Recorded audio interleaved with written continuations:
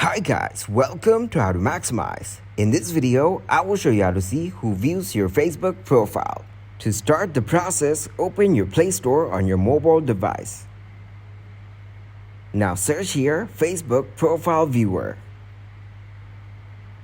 You can find many profile viewer apps here. After that, open your Facebook application. Here tap on Profile icon. Then scroll down and tap on Help and Support. Now tap on Help Center. Then search here Who viewed my profile. Here tap on Who views your Facebook profile. As you can see, Facebook doesn't let people track who views their profile. Third-party apps cannot provide this functionality either.